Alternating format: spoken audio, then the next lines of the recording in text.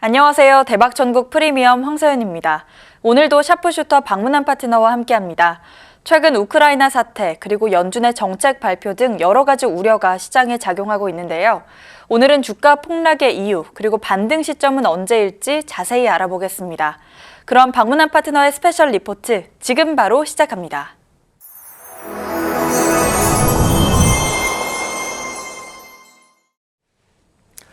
시청자 여러분, 한 주간 편안하셨습니까? 우크라이나 사태라든지 치솟아 오르는 유가, 연준의 엄격해지는 통화정책, 기업 이익의 축소, 초대형 종목의 IPO. 정말 수많은 걱정들이 복합적으로 작용하면서 최근 주가가 제법 많이 내렸습니다. 오늘은 시장에서 걱정하는 것들을 하나하나 찝어보고 제 의견을 각자 붙여보도록 하겠습니다. 우선 기업 실적 악화에 대한 우려감이 주가를 끌어내리고 있다는 주장이 많은데요.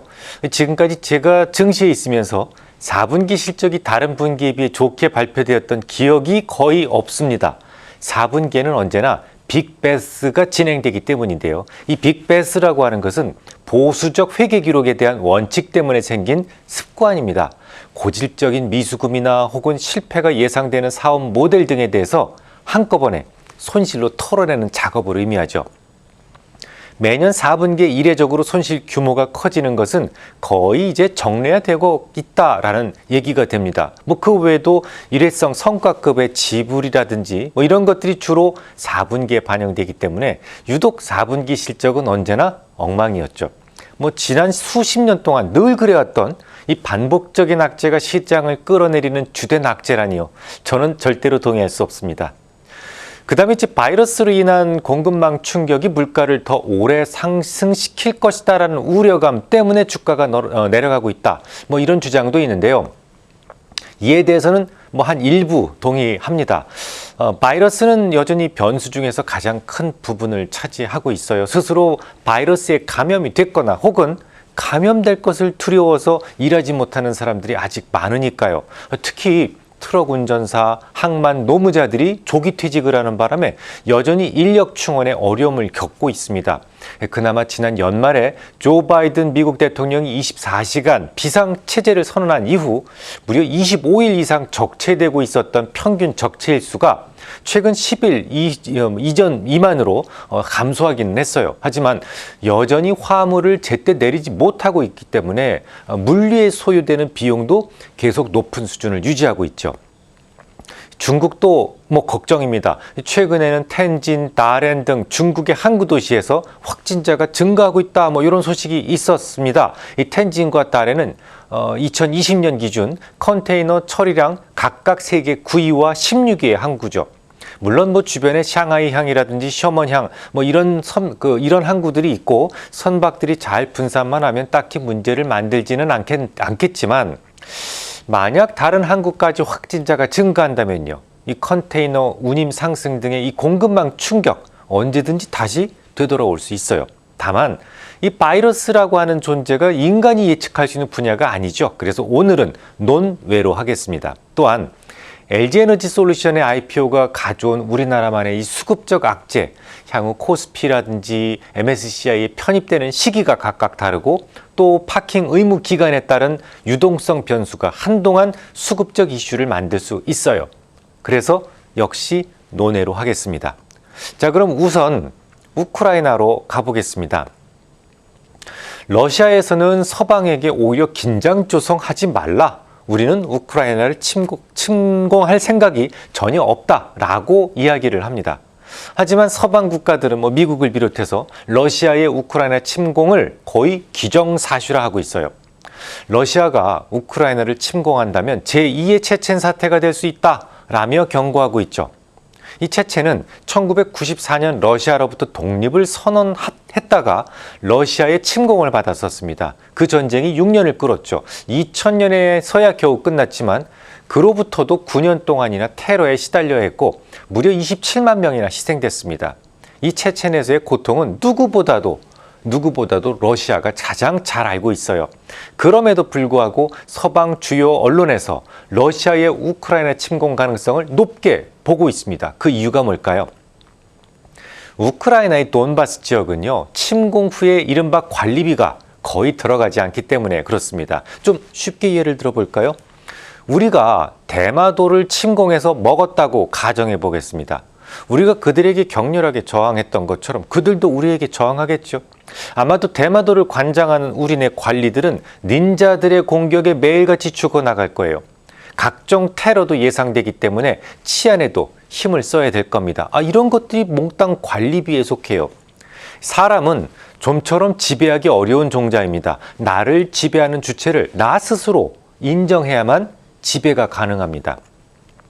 해가 지지 않는 나라 영국이 민족 자결주의에 의해서 그 많은 점령국들을 독립시킨 게 아니다라는 말씀을 드렸었죠. 영국의 여인들이 평생 아무 일도 안 하고 오로지 아이만 낳아도 이 주둔국의 군인을 될 수 없을 정도로 식민지에서의 저항이 엄청 강했어요. 거기서 희생이 컸기 때문입니다. 그러니까 소위 관리비가 너무 많이 들어가서 식민지를 포기했던 겁니다. 하지만 돈바스 지역은 달라요. 크림만큼이나 친러시아 세력이 많습니다. 러시아 국적자도 무려 70만 명이나 거주하고 있어요. 지난 크림 병합 이후에 분리 독립을 동시에 선포했었습니다. 그 정도로 사실 그곳에 사는 사람들은 우크라이나 쪽보다는 러시아에 편입되기를 희망하고 있어요. 만약에 러시아가 슬쩍 먹는다고 해도 사후 저항으로 인한 관리비가 거의 들어가지 않습니다. 그렇다고 우리나라처럼 국경이 철조망으로 되어 있는 것도 아니에요. 그냥 조금씩 전진해서 어느 날 기때만 콱 꽂으면 된다는 점 때문에 서방에서는 러시아의 침공 가능성을 높게 평가하고 있는 겁니다. 제 생각도 거의 비슷합니다. 러시아의 돈바스 지역에 대한 병합 의지가 매우 강하다라고 저는 생각하고 있어요. 못할 것도 없죠. 근데 설령 좀 시끄러운 문제가 생긴다고 하더라도 지정학적 우려가 주가를 장기적으로 끌어내리지는 못해요. 미국 본토가 테러리스트의 공격에 무참하게 무너졌던 9.11 테러 기억하시지 않습니까? 딱 6주 만에 직전 고점을 넘어섰어요. 만약에 우크라이나에서 문제가 생기고 그로 인해서 주가가 하락한다면요. 언제나 매수 대응이 정답입니다. 게다가 말이죠. 미 증시가 본격적으로 하락을 시작했을 때 뉴스와 정확하게 매칭이 되지 않아요. 생각해 보세요. 우크라이나 문제는 꽤 오래전부터 있었던 뉴스예요. 주가 하락을 주도한 원인과는 거리가 좀 멀다는 얘기입니다. 그럼 주가가 급락하기 직전에 미국에는 어떤 일이 있었던가요? 아시다시피 연준이 마음을 바꿔먹으면서 주가가 급락한 겁니다. 딱 한 달 전까지만 하더라도 3월에 금리 동결 가능성이 50.8%나 됐어요. 지금은요. 3월에 동결될 가능성은 무려 0%입니다. 그러니까 시장을 끌어내린 악재는 이 주변 어디선가 찾아야만 합니다. 지난주에 조만친 상원 의원 때문에 과잉 유동성 문제가 생겼다라는 말씀을 드렸었죠. 이게 생각보다 크더라고요. 조만친 의원이 자신이 직접 제안하고 사인까지 했던 법안을 획가닥 뒤집겠다라는 기자회견을 기습적으로 하고 그의 전화기를 꺼버리는 순간 아예 인적 인프라 법안은 완전히 물 건너 가버렸지 않습니까? 연준에서는 인적 인프라 투자 법안이 통과될 것이다 라는 것을 염두에 두고 그만큼 돈을 더 찍어놨어요. 그런데 조만친 의원이 갑자기 뒤집는 바람에 지금은요. 돈들이 할 일이 없어졌습니다. 돈들이 할 일이 없어지면요. 스스로 무능해지고 유동성 과잉이다라는 부작용이 생기게 됩니다. 이때부터 미국 단기 자금 시장에서는 말도 안 되는 일이 벌어지기 시작했어요. 하루짜리 국채금리가 하루짜리 0레포 금리를 하회하기 시작합니다. 이게 얼마나 중요한 일인지 잘 모르시겠죠? MMF 운용사의 조달금리가 운용금리를 상회하는 이른바 역마진이 발생하게 된다는 것을 의미합니다. 이 과잉 유동성 때문에 자칫 금융 시스템의 근간이 무너지게 생긴 겁니다. 이때부터 연준은요. 다급해지기 시작한 것이죠. 실제로 미국의 아주 유명한 하우스들은 이런 자금시장 불균형 문제가 작년 하반기 연준이 자산 매입 축소를 결심하게 된 중요한 배경으로 작용하고 있다라고 주장하기 시작했어요. 그러니까 어떤 악재보다도 연준의 갑작스러운 태도 변화가 주가 하락의 가장 실질적 이유에 가깝다라는 점에 대해서는 저는 전적으로 동의합니다. 하지만 시장에서 생각하는 것처럼 연준이 서두르게 된 이유가 물가 때문이다 라는 점에 대해서는 딱 절반만 동의합니다. 지금부터 입증해 보겠습니다. 우선 미국 회사채 시장의 흐름이 너무 온건합니다. 투자 등급 회사채에 대한 상장지수 펀드, 그러니까 LQD라고 혹시 들어보셨습니까? 이게 올해 들어서 월요일까지 고작 3% 하락하는 데 그쳤습니다. 또한 BEI는 지난해 말 2.6%였던 것이 2.4%로 오히려 안정되고 있어요. 특히 일드 커브가 더 이상 눕지 않는다는 것은 적어도 연준의 금리 인상 사이클이 시장의 건강까지 해치지는 않을 것이다 라는 것을 의미합니다. 인플레가 수요를 파괴하고 있다는 조짐도 전혀 보이지 않아요. 우선 뉴욕 연방은행의 소비자 조사에 따르면 중간 가계 지출이 올해 4.6% 증가할 것이다 라고 예상하고 있어요.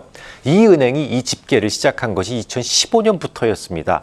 4.6%라는 그 수치는 가장 높은 상승률이에요. 가계에서는 식품, 의류, 주거, 유틸리티, 교통 관련 지출을 늘릴 것이다 라고 계획했는데요. 이들 모두 인플레이션에 대해서 민감한 비용에 속해 있는 것들입니다. 그 말은 기업들이 물가 상승을 소비자들에게 잘 전가하고 있다는 것을 의미해요. 이를 위해서 미국 정부는 충분히 돈을 찍어서 뿌렸지 않습니까?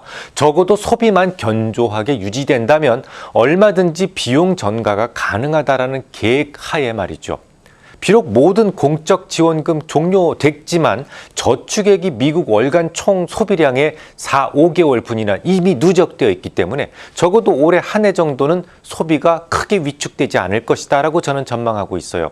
중간 정리를 좀 해보자면 연준이 금리 인상을 갑자기 서두르기 시작했다라는 것이 악재예요. 그게 맞습니다. 근데 이게 과연 시장을 급락시킬 만한 정도의 힘을 가지고 있느냐라는 부분은 다시 한번 생각해 보실 필요가 있습니다. 그럴 수도 있어요. 지난달까지만 해도 전혀 예상치도 못했던 악재니까요. 하지만 그보다 더 큰 이유가 있습니다. 바로 ETF의 증폭 효과 그리고 감정의 동조화가 주가 폭락의 원인입니다. 먼저 ETF의 증폭 효과부터 설명드리죠. 수년 전부터 이 ETF라고 하는 것은 중요한 투자 자산으로 자리를 잡았어요. 미국에서도 마찬가지입니다. 뮤추얼 펀드로부터 대부분 ETF 쪽으로 자산들이 이동하게 되었죠. ETF는 매년 대형화되고 더욱 전문화되기 시작했습니다. 예를 들어 우리나라 코스피 200 종목에 투자하는 ETF가 운용 자산이 1조 원이다라고 가정해 보겠습니다. 투자자들이 종목을 사는 대신 1조 원어치 ETF를 매수했다는 것이지 않습니까? 그러면 ETF 운용사는요, 코스피 200 종목의 벤치마크에 맞춰서 1조 원어치 매수를 반드시 현물로 보유하고 있어야만 합니다. 만약에 시장이 하락할 것 같아서 투자자들이 1,000억 원어치 ETF를 매도했다면요, 당연히 ETF 운용사는 좋은 종목, 나쁜 종목, 이것도 좀 덜 팔고 더 팔고 이거 없어요. 벤치마크에 따라서 운용자산의 10%만큼은 무조건 매도가 나가야만 됩니다. 여기서 문제가 발생해요. ETF는 기계적이고 맹목적이기 때문에 수급을 전혀 고려하지 않습니다. 매도된 물량만큼 반드시 시장에 매물을 쏟아낸다는 점이에요. 특정한 트리거 라인을 건드린다면 적정한 하락폭보다 더 깊은 하락을 만든다는 것이죠. 이 말씀은 제가 지난 2020년 3월에도 드렸어요. 이번에는 감정의 동조화를 설명드리죠. 오래전 객장 시절에는 투자자들이 정보를 접하기가 어려웠죠. 그러니까 각자 생각이 다 달랐습니다. 종목이나 시장에 대한 접근도 다 달랐죠. 하지만 지금은요, 너무도 많은 매체들로 인해서 이른바 감정의 동조화가 자주 생기고 있어요. 누군가 좀 영향력 있는 사람이 슬픈 표정을 띡 해보이면 그 슬픔이 모두를 전염시키는데 그리 많은 시간이 걸리지 않는다는 말입니다.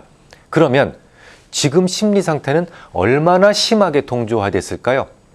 가장 이 세상에서 유명한 심리 지표라면 HNNSI를 들 수 있어요. 허버트 나스닥 뉴스레터 센티멘트 인덱스라는 건데요. 요게 아주 중요한 심리 지표입니다. 이 지수가 지금 현재 무려 마이너스 68%를 넘어서고 있습니다. 여러분, 지난 2020년 3월 바이러스 추적 때문에 마음고생 많으셨었죠? 그때도 급락했었는데 그때 HNNSA가 기록했던 최저 수치는 마이너스 64%였어요. 그러니까 2020년 3월보다 지금이 공포 심리가 훨씬 더 강하게 진행 중이다라는 거예요. 공포 심리에 공감하는 투자자들이 많아지면서 매도가 집중되고 ETF가 한꺼번에 같이 매도를 하면서 적정 수준 이상의 필요 이상의 급락을 만든 게 된 겁니다. 정리해 보겠습니다. 우선 지금이라도 매도해야 됩니까?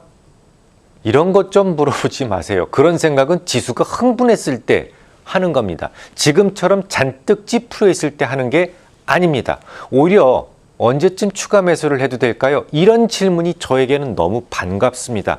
혹시 주식 비중이 100%라면 고민이 좀 크실 수 있어요. 그런 경우에도 마음 편하게 대응하는 방법이 있긴 있습니다만 적절한 다른 시기에 공개 방송이라든지 이런 쪽에서 제가 알려드리기로 하고 우선 차기 반등은 언제쯤으로 예상할 수 있을지를 먼저 말씀드리겠습니다. 대략 절반보다 낮은 확률로 첫 번째 금리 인상이 예정되어 있는 3월 전후로 중기적 반등 가능성이 있어요.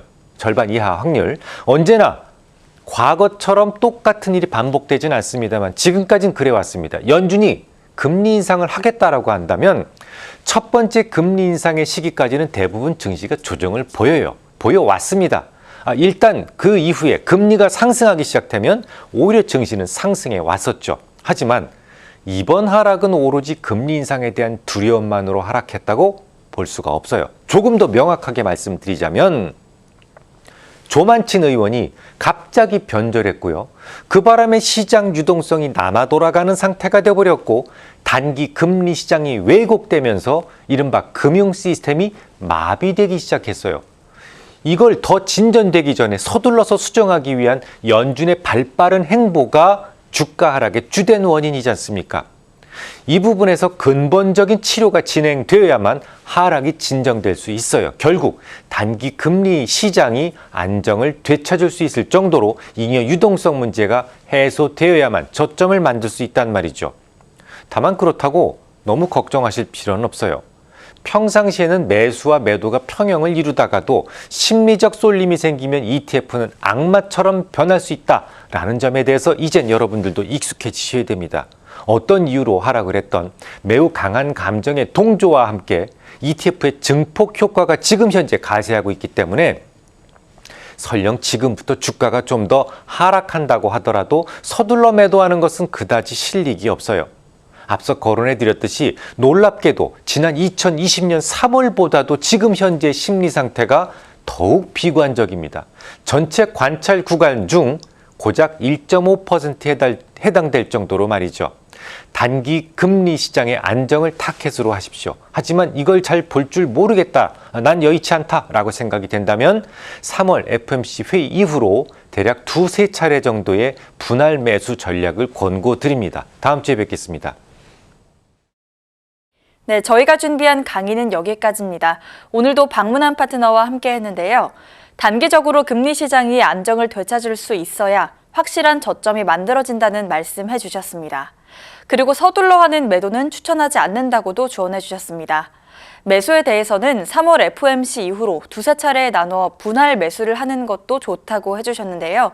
이 점도 여러분의 투자에 참고해 보시기 바랍니다. 네, 그럼 저희는 다음 주 이 시간에 여러분의 투자에 도움이 될 내용으로 다시 찾아뵙겠습니다. 시청해 주신 여러분 고맙습니다.